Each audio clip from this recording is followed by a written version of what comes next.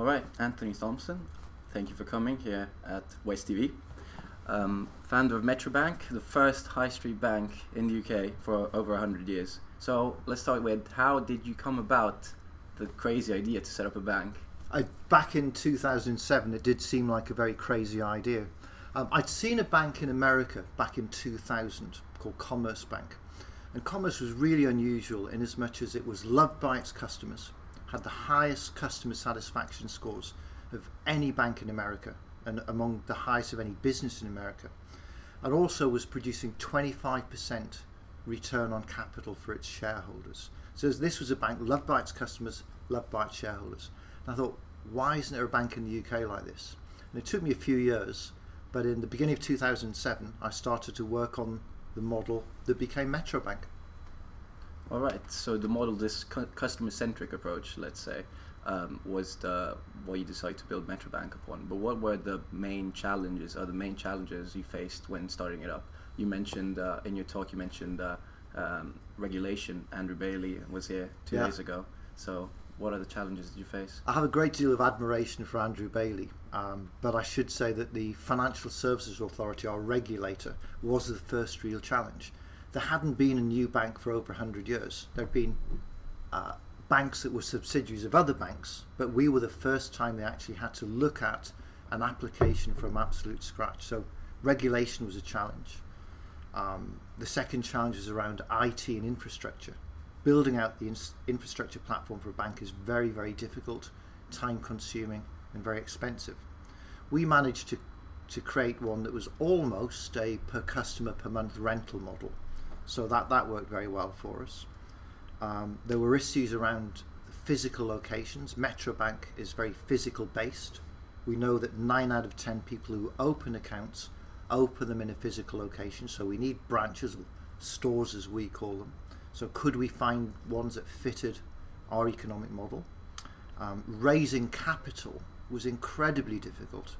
Back in 2008, nobody thought there was an opportunity for a new bank in the UK. Most of the money was raised in America.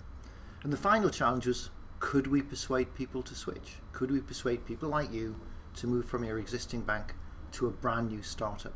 And I'm pleased to say the answer to that is yes. Great. And the glue that keeps everything together seems to be the great company culture you're trying to put through. So how are you going to maintain this company culture, particularly as Metrobank expands?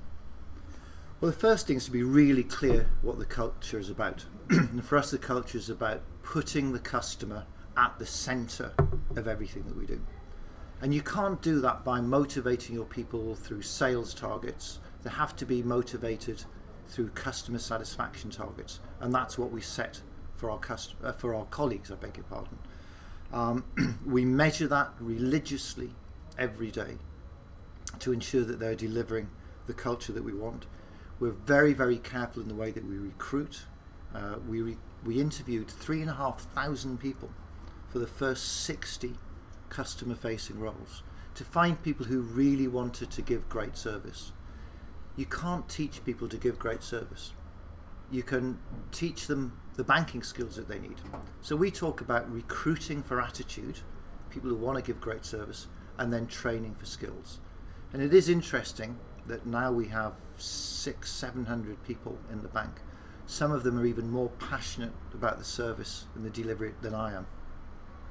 And how has Metrobank changed, and how have your customers changed after 2008, after the recession started? Have our customers looking potentially for a more ethical kind of bank, a bank that invests in ethical companies, ethical initiatives? Of course, there is no one single customer. Customers are not a homogeneous group, they're highly heterogeneous. So different people are looking for different things. There are a group of customers, about 7% of them, who are driven completely by rate, and that's all that matters to them. Fortunately, for the other 93%, it's about value, and value means different things to different people. We are interested in people who want service, who want convenience, who want to be well looked after. Not everybody does, but fortunately there's a big enough market for us to grow the bank, we think, to about 200 locations in about 10 years. The ethical question, I think, is very interesting. I think we saw a rise in the demand for ethics, not just in banking, but in terms of investment and savings, back in 2005 through 2007. I think it's dipped a little bit post the recession. I think, quite frankly, now people are suffering financial deprivation in many, many instances, and things like ethics are put to one side when they have no money. You stepped aside from your role as a chairman in Metrobank in September 2012. Can you expand on your motivations, your reasoning behind this decision, and also how important it is for a leader to actually understand when it is time to step aside? So that's a good question, and there are various parts of the answer. I love building businesses. Metrobank was my third business. One I built in the 80s and 90s. I built the largest financial services marketing company in Europe, which I sold in 1999. I then built the Financial Services Forum, which I'm still very proud to chair today. And of course, from 2007 onwards, built and then chaired Metrobank. I love building businesses. Metrobank is now a very successful, quite large business. It has a great management team who will make it very, very successful. I want to go and have some fun and do something else. All right, so to finish off, can you give us an insight into what you're going to do next? What business are you going to build next? And a key takeaway for all our viewers and attendees that would like to become entrepreneurs in the future? Well, I can absolutely tell you, I'm not going to tell you what I'm going to do next. Great.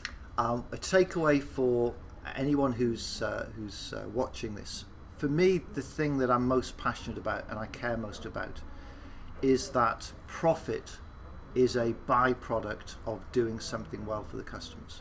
To all of your colleagues or your fellow students who might be watching this, who are thinking of starting a business, find something where you think you can create a better product or a better service or a better experience for the customer, and the profit will follow from doing that. Those people who start businesses just to make money may be successful, but they will never be as successful as those people who care passionately about what they do, and the profits of which are secondary. All right, thanks a lot, Anthony Thomson. My pleasure.